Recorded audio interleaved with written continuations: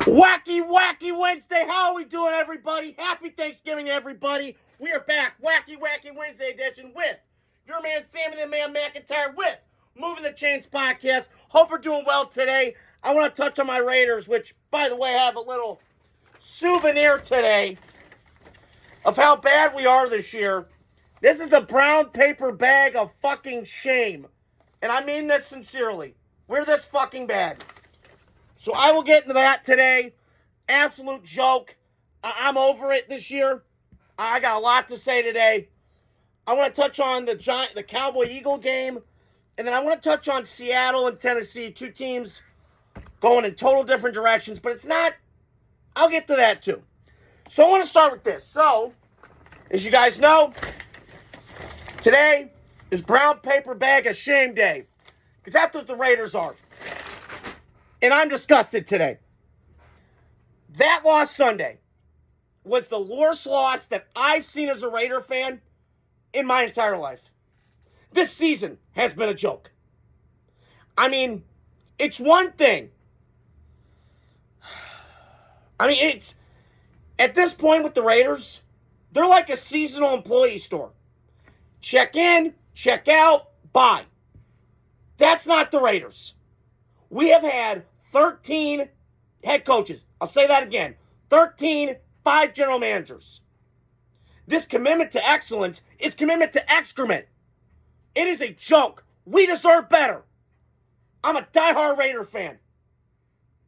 And I did not want to get on here and be all negative. And my dad always like, don't be negative. I got to say it.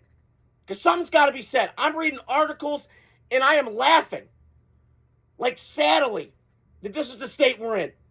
Because this is a joke. Mark Davis deserves blame for this. And you know what? I'm going to throw Tom Brady's name in this. Because he made me laugh today. He's disappointed in the Raiders 2-9. Oh, holy shit. The audacity that he has to say he's disappointed. You're the one that signed off on Chip Kelly, you idiot. You clone weirdo fuck. You're the one who did. And you should have never hired him. Should have never hired him. Did you not watch, like, his offensive playing? Did you? The Ohio State game where he was favored by 20 at home to Michigan. And he had one of the worst game plans ever. That was the guy you thought would lead us. Okay. And then picking Geno over Sam Darnold. Which, granted, we could probably blue in the face. We never saw Sam Darnold. I mean, you knew Sam Darnold's good when he's had good coaching. When he's had shitty ones, it's been bad. But, yeah, that was a whiff. This is just embarrassing. And, you know, it's like for Raider fans, it's just hype, hope, heartbreak, repeat. Same cycle. And I'm wondering when the Raiders are going to wake up and say enough's enough. We've had enough. I'm watching Detroit and I'm watching Green Bay. Now, Detroit had a longer run than Green Bay did. In terms of futility, in terms of just shitty football for years. But you know what Detroit did? Got the right GM, right head coach. Pow. Star player. Perennial powerhouse. Green Bay. Shitty for 11 years. From 70 till 92. Awful football. What happens? Ron Wolf, Brett Favre, rocket ship. Bang. That's all it is. You get the coach and the quarterback right, you're on a good display. And you get a good general manager. Now, the jury's still out on John Spytek. I don't know how he's done. I think he's been shitty, if I'm being honest. Signing Alex Kappa, what was that? I didn't get it. Oh, he was with Brady. So were a lot of guys. Did that mean they're a great signing? Probably not. And this team looks lifeless out there. Max Crosby is the only one worth a damn. Brock Bowers, Ashton Genty. Those are building blocks. And you're not playing your rookies? We're 2-9. What do we got to fucking lose? Nothing. And here we go again with Pete Carroll. And I respect the hell out of him. He's a champion. I got all that. But let's not forget what happened the last 3 years in Seattle. Do we not? Forget that. He got weird. Favored players too much. Screwed the Seattle out of that Super Bowl. They have never been the same. So I'm just disgusted. And Geno Smith, I don't want to hear your apologies, bro.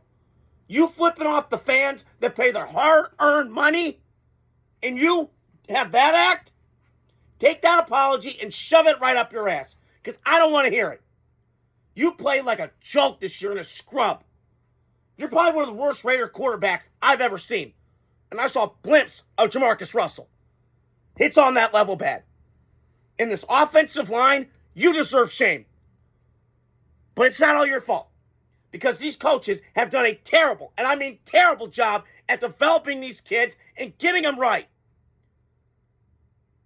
Their pad level's too high. They're getting whipped off blocks. They're just letting guys free off the corner. It's a joke. And this defense, they can only do so much. But there's no urgency. There's no competitiveness. There's no fire with the Raiders. It's quit right now. And what I know a Raider to be is you fight, and you claw, and you scratch, and you do what you got to do. This is embarrassing. And I am fired up today. Because what I saw Sunday was embarrassing. You lost to a 5th-round pick at quarterback. 5th round. Come on. That's embarrassing. I am just ashamed today. Very ashamed to be a Raider fan. I'm just, here we go again. Had to grab something. Brown paper bag of shame. And I'm disappointed.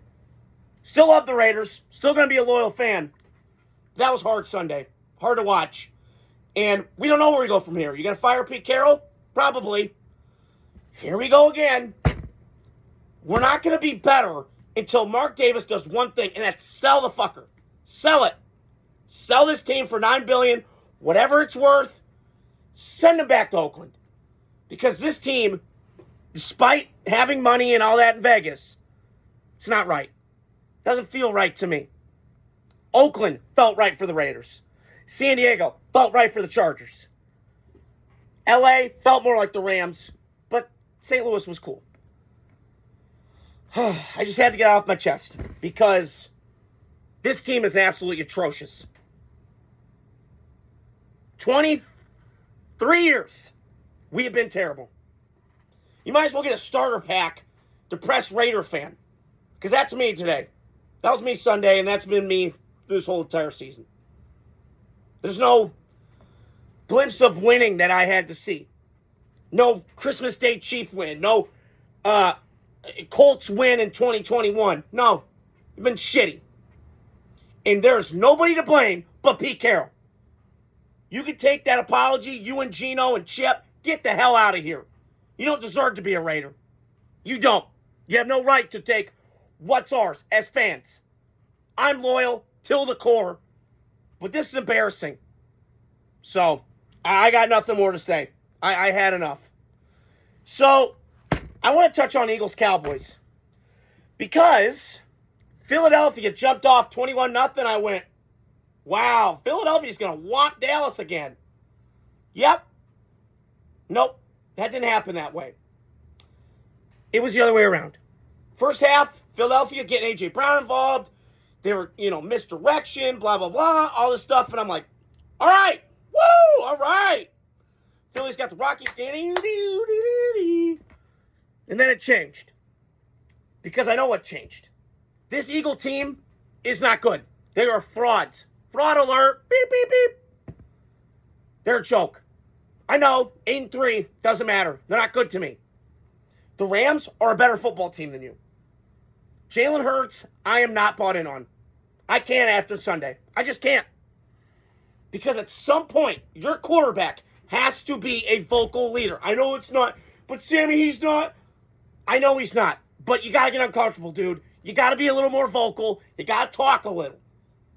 When you're a quarterback, I need you to talk. Verbal. Vocalize. I'm not saying scream and yell, but have a purpose.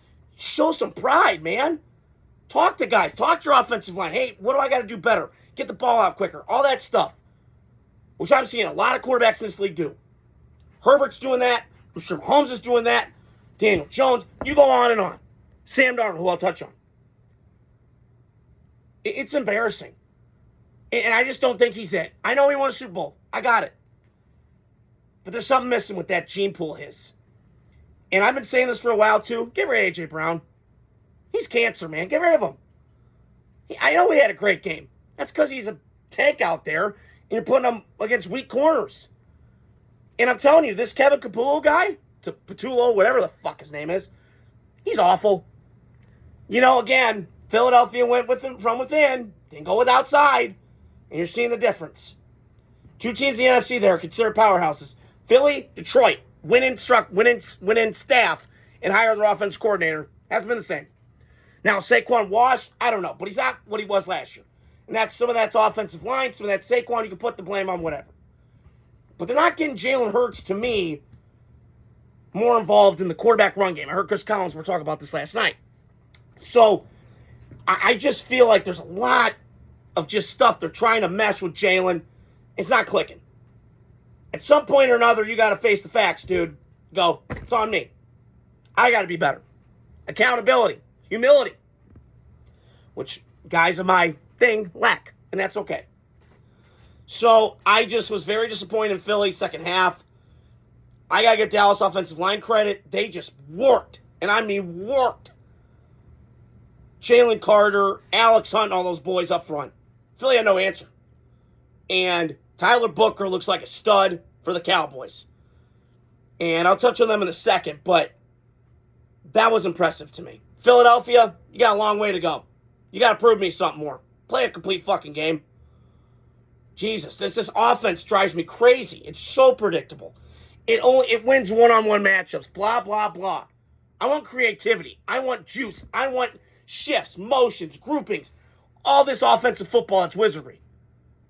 I don't see it. I saw it with Shane Steichen. I saw it with Kellen Moore. Where has it been since? Kevin Johnson, 2 years ago. Brian Johnson, in-house. Got the Philadelphia offensive coordinator job. 10-1. Balling. Holy shit. And then it's back to the same thing. Circle the drain, and we're back in the same spot. That feels like this year. Just saying. Throwing it out there. And on the flip side of the Cowboys, I'm a Cowboy hater. You guys know that. I've called them the Choke Boys. Always hate them because of Jerry. But I have respect for Dak. I mentioned this last week. Lost his mom. All that stuff. I respect the hell out of Dak. I was wrong on Brian Schottenheimer. Now, their team is 5-5-1 for a reason. They're kind of whatever. But two things could be true at once. One, whenever the Dallas Cowboys, in my life, have been really good, they've had elite offensive line play, Troy Aikman days, early with Dak, and now, and this is how they've always been good. And the third thing, the truth is when they've always had the dominant number one, Michael Irvin, and a solid number two, Alvin Harper, in Troy Aikman's prime, during the dynasty. And then when Romo was there, they had Dez, Miles Austin. They always had like a Laurent Robinson, kind of a guy like that. And now I'm watching this incarnation of Dallas.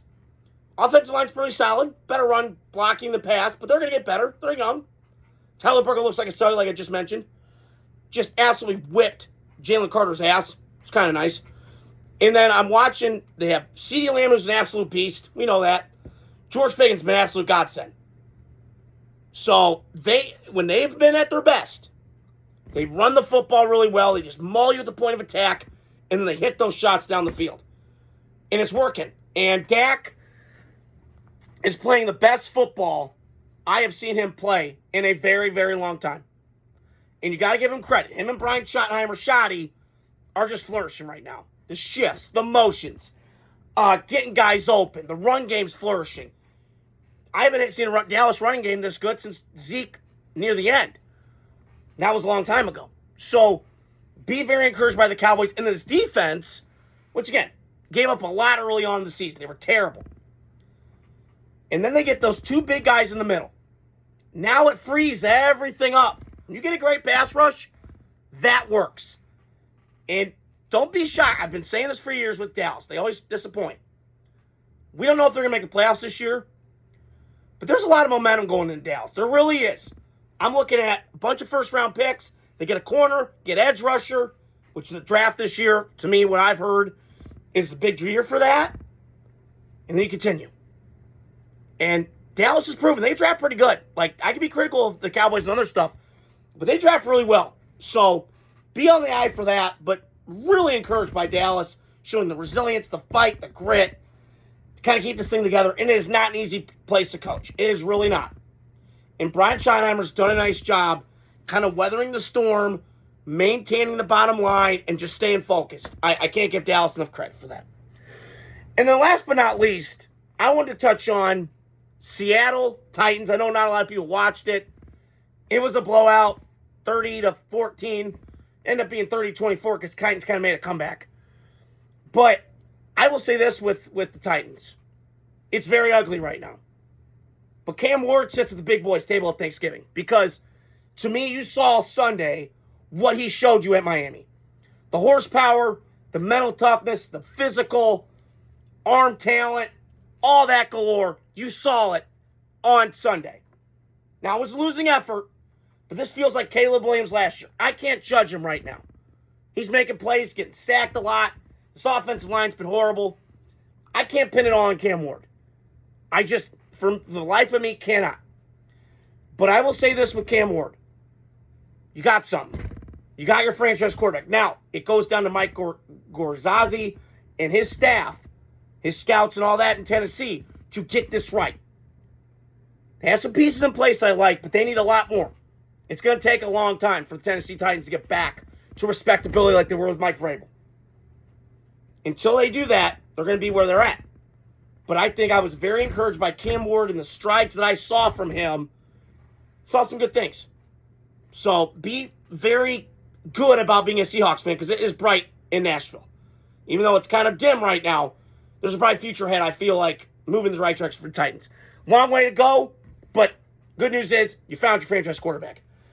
And on Seattle, the NFC West is a brother, man. It's a mother.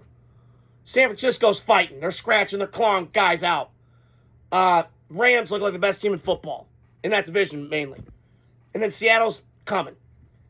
And it all comes down to Sam Darnold.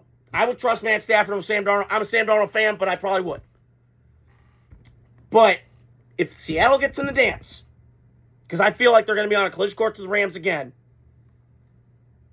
if Seattle plays a different team than the Rams, watch out. This defense with Mike McDonald, and that's the other thing I wanted to touch on with the Raiders. You hiring Pete Carroll was not a problem. The problem was he's 74 years old. He lost his fastball. If you hire a defensive coach in this league, you can do it. It's more offensive than defensive coaching. But get a guy like Mike McDonald, D'Amico Ryans, guys like that with high energy, just intensity, focus, and just a likable guy. And I'm watching the Seattle, and that's what they remind me of. They remind me of those younger Pete Carroll teams in Seattle. Fast, explosive, quick, twitchy, all that. And it's on display. Mike McDonald's a rock star. And Seattle is getting slept on. And I got to tell you, they'd be a mother to deal with in the playoffs. Watch out, because Seattle is not going anywhere. This is full of young talent. They're only getting better. Watch out and be on the lookout. So stay tuned. I got content throughout the week. I'm going to see my dad's family in Chicago tomorrow. Aunt Colleen, the Rocky, I'm giving a shout out to her. My dad's sister, love you to death. See my cousins tomorrow. Give you guys my picks for the week, Thanksgiving edition. I'll give you guys my takes on Friday for the game. Just stay prepared. We got a long week of football coming up. Hope you guys are doing well. Love the podcast. Love and thankful for all you guys who listen. Stay tuned. Adios. Godspeed.